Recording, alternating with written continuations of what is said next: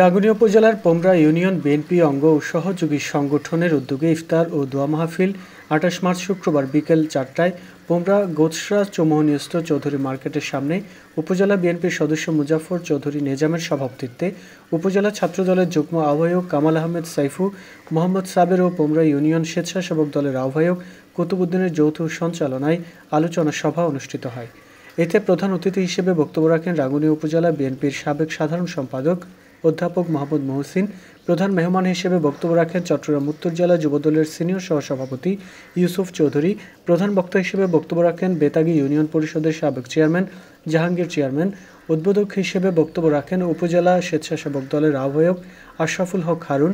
বিশেষ অতিথি হিসেবে বক্তব্য রাখেন উপজেলা বিএনপির সদস্য নাজিম আলী চেয়ারম্যান, রাঙ্গুনিয়া পৌরসভা বিএনপির যুগ্ম আহ্বায়ক এখতিয়ার হোসেন, বাংলাদেশ জাতীয় নাগরিক সমাজের আন্তর্জাতিক বিষয়ক সম্পাদক হাজি মোর্শেদ, চট্টগ্রাম উত্তর জেলা যুবদলের সহ সভাপতি গফুর খান, সহ সাধারণ সম্পাদক এখতিয়ার উদ্দিন রুবেল, রাঙ্গুনিয়া উপজেলা যুবদলের সিনিয়র যুগ্ম আহ্বায়ক মাকসুদুল হক চৌধুরী মাসুদ, যুগ্ম আহ্বায়ক পারভেজ মোশাররফ, হাজি হারুনুর রশিদ, উপজেলা ছাত্রদলের সদস্য সচিব হেলাল আহমেদ, বেতাগী ইউনিয়ন বিএনপির সাবেক সাধারণ সম্পাদক কাজী নাজিম, উপজেলা স্বেচ্ছাসেবক দলের যুগ্ম আহ্বায়ক মোহাম্মদ সাবের, উপজেলা জিয়া মঞ্চের সভাপতি আব্দুল আলিম, জাতীয়তাবাদী ফোরাম ওমানের সভাপতি মোহাম্মদ সেলিম, পোমরা ইউনিয়ন ছাত্র দলের সাবেক সাধারণ সম্পাদক ইকবাল হোসেন মেম্বার, পোমরা ইউনিয়ন যুবদলের যুগ্ম আহ্বায়ক আকবর হোসেন রুবেল, বাদশাহ আলম, আবু হেনা, শাহ আলম, মিনার ছাত্রনেতা মোহাম্মদ সাইমন সহ চাই আলহাজ সালাউদ্দিন কাদের চৌধুরী এবং আমাদের দেশ নেত্রী বেগম খালেদা জিয়া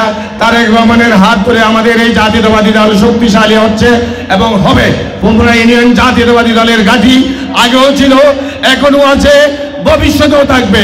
এবং পোমরা ইউনিয়নের শহীদ প্রেসিডেন্ট জিয়া রহমানের মাজার, আমরা ওই দিন শহীদ প্রেসিডেন্ট জিয়া রহমানকে যখন দুষ্কৃতিকারীরা শহীদ করতেছে, ওই দিন আমিও আর মিথ্যারা গিয়ে কালুরঘাট পেতার কেন্দ্রের পাশ থেকে চলে এসেছি। আমি স্কুল পালাতক সেই ছেলে ছিলাম, এখানে আমি আর্মি দেখেছি। তাই আমরা আমাদের প্রতি শহীদ জিয়া রহমানের প্রতি আমাদের একটা দুর্বলতা আছে, আমরা ওই আদর্শ নিয়ে রাজনীতি করি। বন্ধুগণ, আপনারা বিভ্রান্ত হবেন না। বাংলাদেশ জাতীয়তাবাদী দল এখনো রাঙ্গুনিয়াতে শক্তিশালী, এখনো সালাউদ্দিন কাদের চৌধুরী শহীদ হলেও ওনার সুযোগ রাজনীতি করে থাকে, তাহলে চৌধুরী পরিবারের পক্ষে রাজনীতি করব।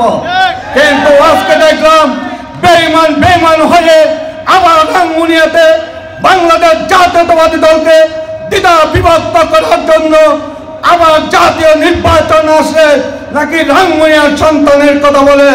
আমি তাদেরকে বলতে চাই, রাঙ্গুনিয়ার সন্তান আমরা যারা আছি, আমরা তো রাঙ্গুনিয়ার সন্তান। তানের শীষের প্রতীক বেগম খালেদা জিয়ার প্রতীক, তারেক রহমানের প্রতীক, তানের শীষের প্রতীক যে পাবে তার পিছনে গিয়ে আমরা তানের শীষের প্রার্থীকে বিপুল ভোটে জয়লাভ করবো, এই আশা করে আমরা রাজনীতি করি। আমরা কোনো ব্যক্তির রাজনীতি করি না, আমরা রাজনীতি করি জিয়া পরিবারের রাজনীতি করি। আমরা জিয়া পরিবার নেতা তো গেলে প্রতিনিধি অন করে নেতাতে ও একজন ভাষালীদের নেতা টলটু নেতা প্রতিনিধি নয়। ওই স্টেজ প্রতিনিধি নাও দেখি, প্রতিনিধি নিয়েরা মূল্যায়ন গরম করিব। সালাউদ্দিন কাদের চৌধুরী পরিবারের বিরুদ্ধে উত্তর জেলা কিছু নেতা আছেন, এই নেতাজন বাংলাদেশ জাতীয়তাবাদী দলের নাম বাঙ্গাইরা ইতারা বেমেরি করে বাংলা জাতীয়তাবাদী দলের হয়। এটা যারা মেম্বার নয়, চেয়ারম্যান নয়, স্কুলের প্রতিনিধি নয়, এই সমস্ত নির্বাচন করেছে। আমি এবং দামি নির্বাচনে কারা ওদেরকে সহযোগিতা করেছে? এই শেখ হাসিনার দোসর কারা বিনা ভোটে শেখ হাসিনার নির্বাচিত করার সরকার গঠন করার সাহায্য সহযোগিতা করেছে? তাদের বিরুদ্ধে আমাদের আজকে বক্তব্য দেওয়ার কথা। আমাদের বক্তব্য দেওয়ার কথা এই রাঙ্গুনিয়াতে বিনা ভোটের মন্ত্রী, বিনা ভোটের এমপি, তার আব্বা কোথায় কোন সেক্টরে রাঙ্গুনিয়া মুক্তিযুদ্ধ করেছে? আজকে মুক্তিযুদ্ধ লিস্টে ওর বাবার নাম 2 নম্বরে আসে কেন? ও রাঙ্গুনিয়া কোথায় কোন সেক্টরে মুক্তিযুদ্ধ করেছে আমার জানতে বেশি ইচ্ছা হয়। আমি তো জানি না। আজকে রাঙ্গুনিয়ার পৌরসভার ওর বাবার নামে কিভাবে অডিটোরিয়াম উৎপাদন করা হয়, অডিটোরিয়ামের নাম রাখা হয়। শহীদ সালাউদ্দিন কাদের চৌধুরীর ছেলে যদি নির্বাচন করে প্রত্যেকটি বাংলাদেশের প্রত্যেকটি স্থানে শহীদ সালাউদ্দিন কাদের চৌধুরীর নির্বাচনের প্রতিদ্বন্দ্বী হতে পারবে এবং বিপুল ভোটে বিজয় করতে পারবে ইনশাআল্লাহ।